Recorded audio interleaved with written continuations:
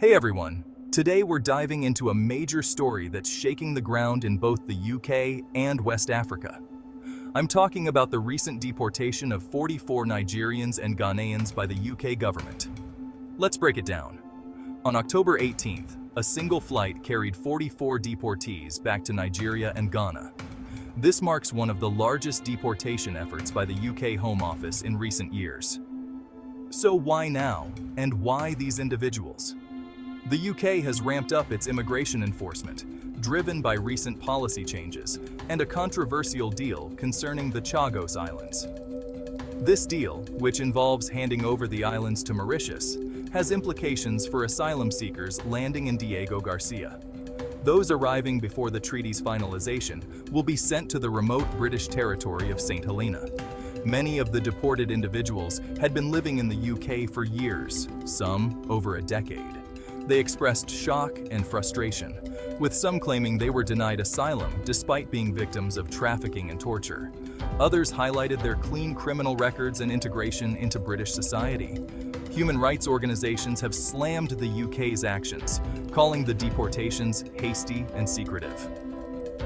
Faiza Qureshi, the chief executive of Migrants' Rights Network, emphasized that these individuals hadn't committed crimes warranting such drastic measures. Critics argue that the deportation process lacked transparency, and many were denied adequate legal representation. The Chagos Islands deal, expected to be finalized next year, is seen as a contributing factor to the surge in deportations.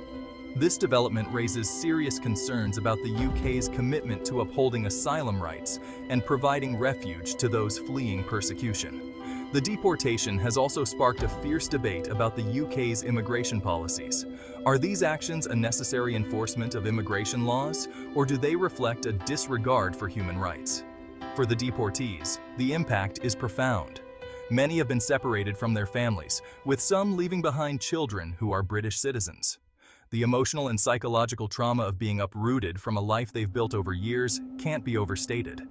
In Nigeria and Ghana, the sudden return of these individuals poses significant challenges. These countries are already grappling with economic difficulties, and the influx of deportees could exacerbate existing issues like unemployment and social instability. The Nigerian government has expressed strong displeasure, accusing the UK of violating diplomatic protocols and failing to engage in proper dialogue before carrying out the deportations.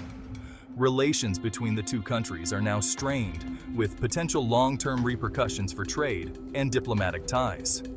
In a broader context, the deportation of these individuals reflects a growing trend across Europe. Governments are tightening immigration policies in response to rising anti-immigrant sentiment and economic pressures.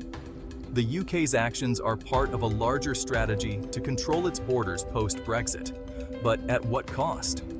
Human rights organizations warn that these mass deportations contribute to a growing humanitarian crisis. Migrants fleeing conflict, economic hardship, and persecution find it increasingly difficult to seek refuge.